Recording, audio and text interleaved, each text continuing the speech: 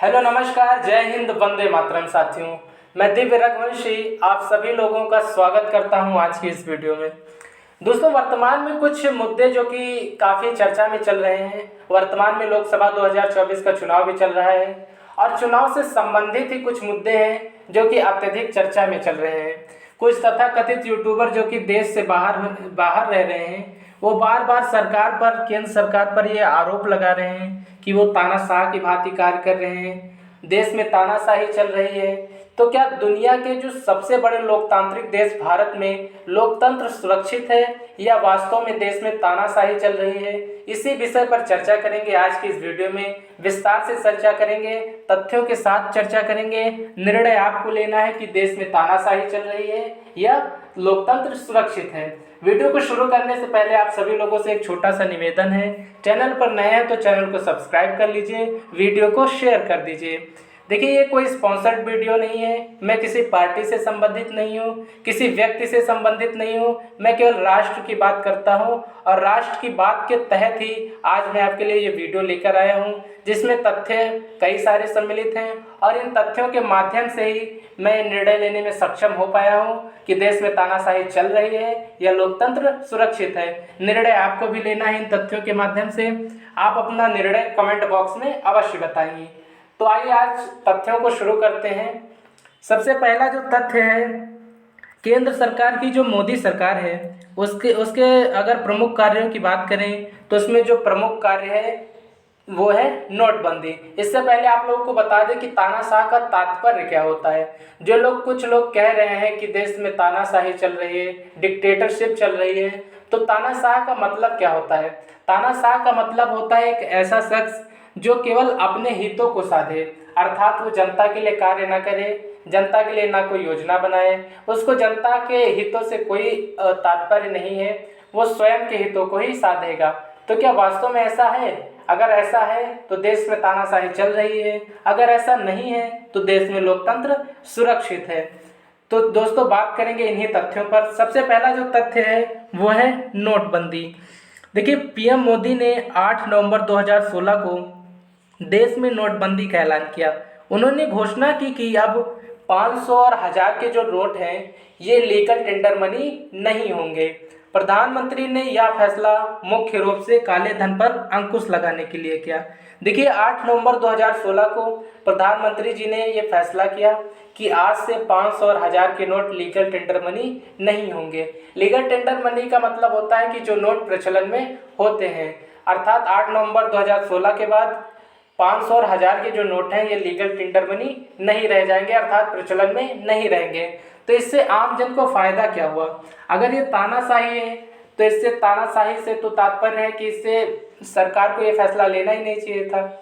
दोस्तों, 500 और 1000 के नोट जो हैं इनको बंद करने से सरकार का क्या लाभ हुआ? इससे सरकार का कोई लाभ नहीं हुआ, इससे आम जनता का लाभ हुआ, इससे राष्ट्र का लाभ हुआ।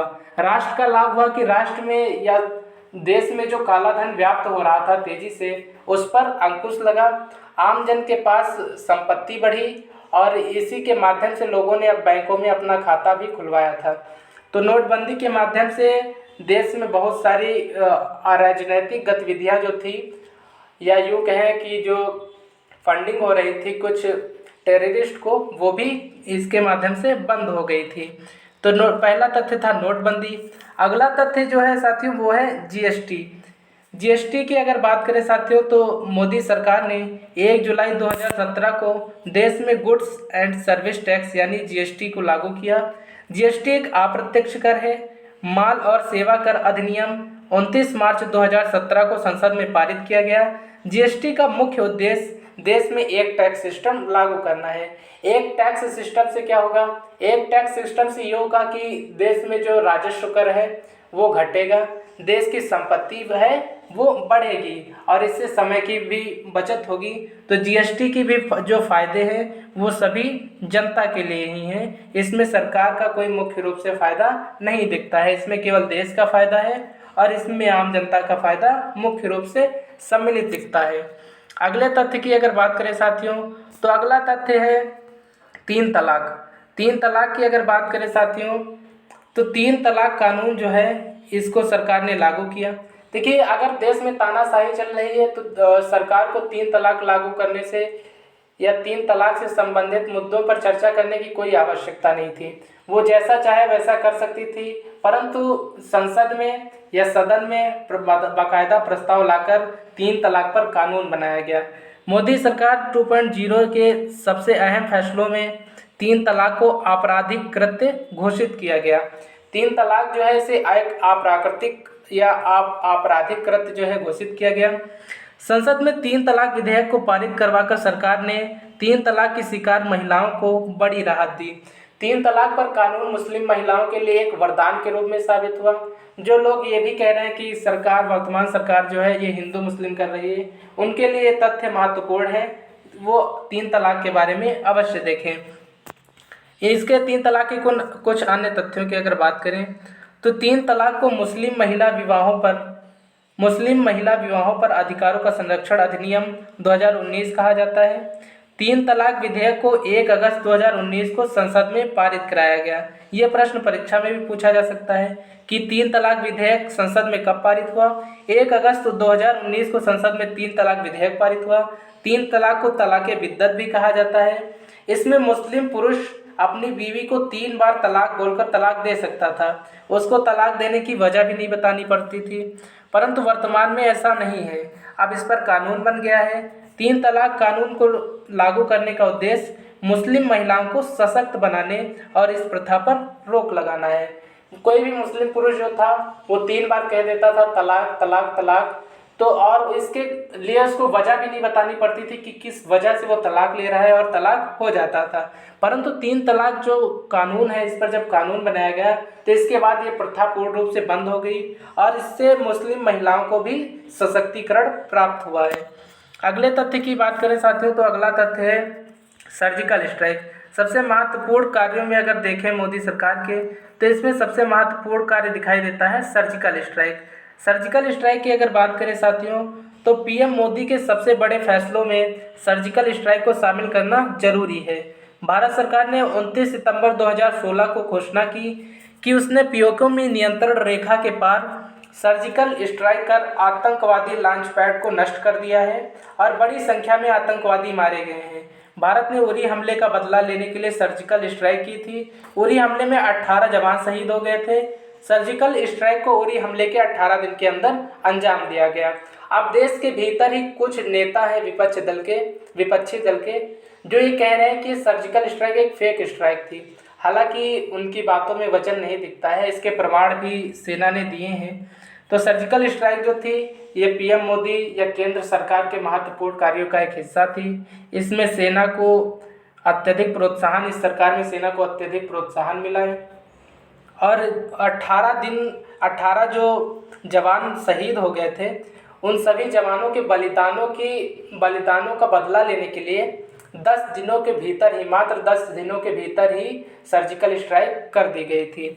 अगला महत्वपूर्ण तथ्य अगर देखें तो अगला जो महत्वपूर्ण तथ्य है साथियों वो है जम्मू कश्मीर से अनुच्छेद 370 को खत्म करना। कुछ लोग कह रहे थे पहले जो 70 साल से शासन कर रहे थे वो कह रहे थे कि जम्मू कश्मीर से धारा 370 कभी ख़त्म ही नहीं हो सकती, ये ख़त्म नहीं हो सकती, या जम्मू कश्मीर से धारा 370 ख़त्म करना यानी जम्मू कश्मीर को ख़त्म करना।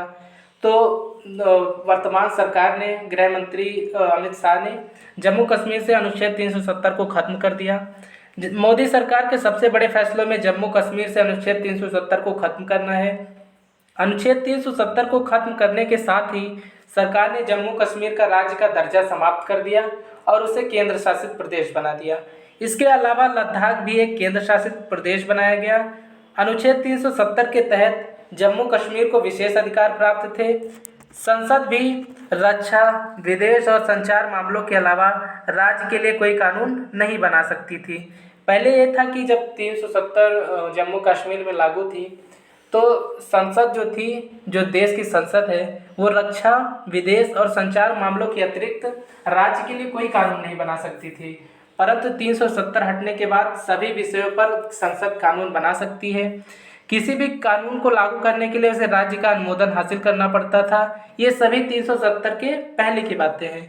भाजपा ने 2019 लोकसभा चुनाव के अपने संकल्प पत्र में अनुच्छेद 370 को हटाने का वादा किया था। अनुच्छेद 370 के लागू होने के दौरान जम्मू कश्मीर में किसी अन्य राज्य का निवासी जमीन नहीं खरीद सकता था। जब तक जम्मू कश्मीर में अनुच्छेद 370 या लागू था तब तक जो कोई भी व्यक्ति जो देश का नागरिक भी है, भारत की नागरिकता भी जिसके पास है, वो भी जम्मू कश्मीर में ज़मीन नहीं खरीद सकता था। परंतु 370 के हटने के बाद अब कोई भी व्यक्ति जम्मू कश्मीर में ज़मीन खरीद सकता है। इससे पहले जम्मू कश्मीर में 890 केंद्रीय कानून लागू होते हैं। इससे पहले जम्मू कश्मीर में कानून केवल 3 विषयों पर थे, परंतु वर्तमान में 890 केंद्रीय कानून जम्मू कश्मीर पर लागू होते हैं। अगले अगर तथ्य की बात करें, 370 की अगर महत्वपूर्ण इम्पोर्टेंस की बात करें तो 370 हटने के बहुत सारे इम्पोर्टेंस है। पहली बात तो आतंकवादी गतिविधियां जो थी उन पर कई हद तक रोक लगी है और इससे जम्मू कश्मीर को एक खुशहाल केंद्र शासित प्रदेश के रूप में भी देखा जा रहा है। जम्मू कश्मीर विकास के कार्यों को तेजी से कर रहा है, वहाँ पर आतंकवादी गतिविधियां नहीं सुनाई दे रही हैं, राष्ट्रगान का अपमान नहीं हो रहा है, तिरंगे का अपमान नहीं हो रहा है और जम्मू कश्मीर देश की जीडीपी में भी अपना महत्वपूर्ण योगदान बराबर दे रहा है। अगले तथ्य की अगर बात करें साथियों तो अगला तथ्य है नागरिकता संशोधन अधिनियम। नागरिकता संशोधन अधिनियम मोदी सरकार की सबसे बड़ी उपलब्धियों में गिना जा सकता है। नागरिकता संशोधन अधिनियम को 2019 में संसद में पास किया गया था। इसका उद्देश्य पाकिस्तान, बांग्लादेश, अफगानिस्तान से आए अल्पसंख्यकों जिसमें हिंदू, सिख, ईसाई, पारसी, जैन और बौद्ध थे को भारत की नागरिकता देना है। यह कानून राष्ट्रपति की मंजूरी मिलने के बाद 10 जनवरी 2020 को लागू किया गया। अल्पसंख्यकों में मुसलमानों को न शामिल करने को लेकर देश भर में आंदोलन शुरू हो गया। शाहीन बाग आंदोलन का मुख्य केंद्र रहा। शाहीन बाग जो था ये आंदोलन का मुख्य केंद्र था, आप सभी लोग जानते ही होंगे। नागरिकता संशोधन अधिनियम CEA, इसके तहत हिंदू, सिख, ईसाई, पारसी, जैन और बौद्ध जो कि पाकिस्तान, बांग्लादेश और मुख्य रूप से अफगानिस्तान से आए थे, इनको देश की नागरिकता देने के लिए ये कानून लाया गया था। अगले अगर तथ्य की बात करें साथियों तो अगला तथ्य है रेल बजट का आम बजट में विलय। इससे क्या फ़ायदा होगा? रेल बजट के आम बजट से आज बजट में जब विलय हो जाएगा तो इससे क्या फ़ायदा होगा? इससे हमारी अर्थव्यवस्था को मजबूती मिलेगी। मोदी सरकार के बड़े फैसलों में रेल बजट का आम बजट में विलय करने के फैसले को भी गिना जाता है। मोदी सरकार ने 21 सितंबर 2016 को रेल बजट को आम बजट में विलय करने को मंजूरी दी थी, जिसके बाद 1 फरवरी 2017 को पहला संयुक्त बजट पेश किया गया। संयुक्त बजट का तात्पर्य है कि आम बजट जो है और रेल बजट जो है दोनों के एक साथ मिलाकर प्रस्तुत करना है। अंतिम रेल बजट सुरेश प्रभु ने 25 फरवरी 2016 को पेश किया था। एक वर्थ कमेटी की सिफारिश पर 1924 में रेल बजट को आम बजट से अलग किया गया था। पहले 1924 से पहले रेल बजट और आम बजट साथ में पेश होता था, परंतु एक वर्थ कमेटी जो है इसने सुझाव दिया कि रेल बजट और आम बजट को अलग अलग प्रस्तुत करना चाहिए। इनकी सिफारिश के बाद ही रेल बजट को आम बजट से अलग प्रस्तुत किया जाने लगा था। परंतु जब मोदी सरकार आई तो इसने 21 सितंबर 2016 को निर्णय दिया, इस बात को मंजूरी दी कि अब से आम बजट और रेल बजट जो है ये एक साथ प्रस्तुत किया जाएगा। ये कुछ प्रमुख तथ्य हैं और भी कुछ प्रमुख तथ्य हैं, कुछ प्रमुख योजनाएं हैं, जिनमें प्रमुख योजना एक है उज्ज्वला योजना। उज्ज्वला योजना की अगर बात करें साथियों तो उज्ज्वला योजना पीएम मोदी की सबसे बड़ी योजनाओं में शामिल है। इस योजना के तहत गरीब घर की महिलाओं को मुफ्त में गैस सिलेंडर प्रदान किए गए, जिससे उन्हें धुएं से आज़ादी मिली। इस योजना की शुरुआत 1 मई 2016 को की गई। उज्ज्वला योजना के तमाम फायदे हैं। पहला तो फायदा ये है कि प्रदूषण जो कि वायु प्रदूषण जो कि तेज़ी से बढ़ता जा रहा था उस पर अंकुश लगा। महिलाओं को जो धुएं के कारण कई सारे रोग हो जाते थे उनसे उनको निजात मिली, महिलाओं का सशक्तिकरण बढ़ा और 2016 को ये योजना लागू की गई और इस योजना से गरीब महिलाओं को मुख्य रूप से फ़ायदा मिला और उन्हें मुफ्त सिलेंडर भी प्रदान किया गया। अगली योजना की अगर बात करें साथियों तो अगली योजना है किसान सम्मान निधि। अगर किसान सम्मान निधि की बात करें तो ये भी किसानों के लिए एक वरदान योजना है। किसान सम्मान निधि योजना को 1 दिसंबर 2018 को लागू किया गया। इस योजना के तहत खेती करने लायक ज़मीन रखने वाले किसानों को 6,000 रुपये हर साल दिया जाएगा। यह राशि 4-4 महीने में 3 किस्त के रूप में दी जाएगी।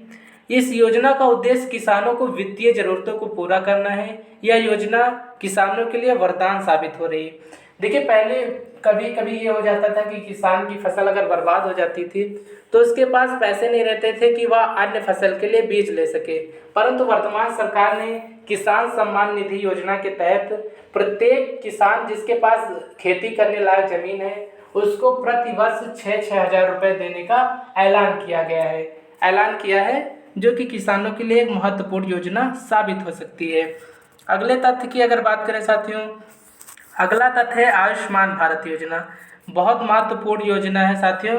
इससे तो प्रीलिम्स में भी, यूपीएससी के प्रीलिम्स में भी प्रश्न बनते हैं, प्रश्न पूछे जा सकते हैं कभी कभी कि केंद्र सरकार की आयुष्मान योजना का वर्णन कीजिए, इससे भारत की आर्थिक स्थिति पर क्या प्रभाव पड़ता है इसका वर्णन कीजिए, सामाजिक स्थिति का वर्णन कीजिए, राजनीतिक स्थिति का वर्णन कीजिए, और इससे केंद्र सरकार को क्या लाभ हुए, आम जन को क्या लाभ हुए, समाज को क्या लाभ हुआ, इन सभी पर चर्चा कीजिए। आयुष्मान भारत योजना की अगर बात करें तो आयुष्मान भारत योजना मोदी सरकार की महत्वाकांक्षी योजना है। इस योजना के जरिए 10 लाख गरीब परिवारों को हर साल 5 लाख रुपए तक का मुफ्त इलाज किया जाता है। महत्वपूर्ण तथ्य है साथियों, आयुष्मान भारत योजना मोदी सरकार की महत्वाकांक्षी योजना है। इसके जरिए 10 लाख गरीब परिवार जो हैं इनका हर साल 5 लाख रुपए तक का मुफ्त इलाज किया जाता है। इस योजना को 2018 में लागू किया गया है। इस योजना का लाभ उन्हें मिलता है जिनका आयुष्मान कार्ड बना होता है। इस योजना का लाभ उठाने के लिए आयुष्मान कार्ड बनवाना पड़ता है। इस योजना को पीएम जन आरोग्य योजना के नाम से भी जाना जाता है। पीएम जन आरोग्य योजना अगर कहें या आयुष्मान भारत योजना कहें तो इसके तहत 10 लाख गरीब परिवारों को हर साल 5 लाख तक का मुफ्त इलाज दिया जाता है। क्या ये तानाशाही है या लोकतंत्र है, निर्णय आपको लेना है। अगले तथ्यों की अगर बात करें तो कुछ प्रमुख योजनाएं और भी हैं।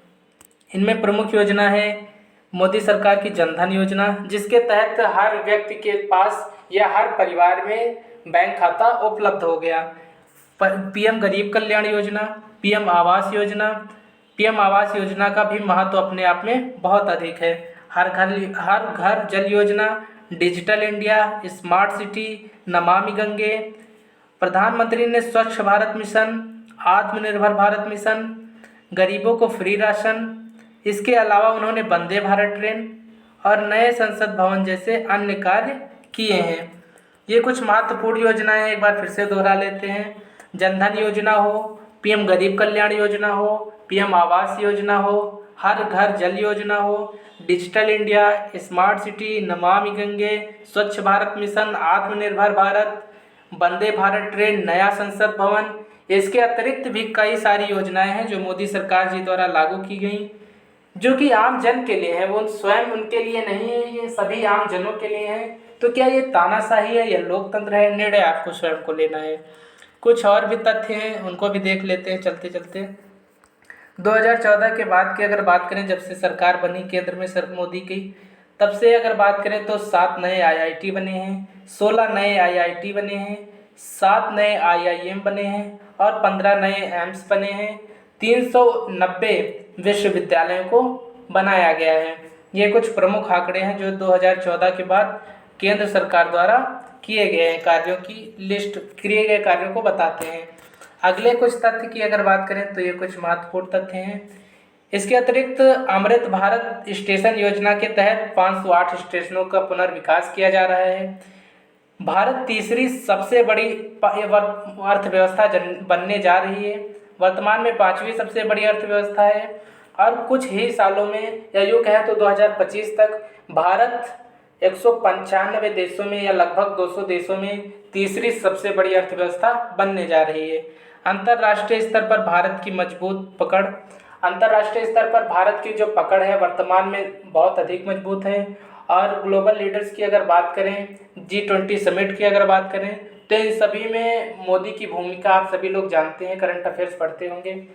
इन सभी तथ्यों के माध्यम से हमने आज चर्चा की कि देश में तानाशाही चल रही है या देश में लोकतंत्र चल रहा है। हमारा उद्देश्य विकसित भारत और अखंड भारत है। हम किसी पार्टी के समर्थक नहीं हैं, न किसी पार्टी के विरोधी हैं। हम केवल राष्ट्र की बात करते हैं। उपरोक्त तथ्यों को मैंने आपको बता दिया। तथ्यों के आधार पर निर्णय आपको लेना है कि क्या देश में वास्तव में तानाशाही चल रही है या लोकतंत्र पूर्ण रूप से सुरक्षित है। आज की इस वीडियो में साथियों फिलहाल इतना ही। कल फिर से मिलेंगे एक नई वीडियो के साथ। तब तक के लिए जय हिंद, जय भारत, जय श्री केदार।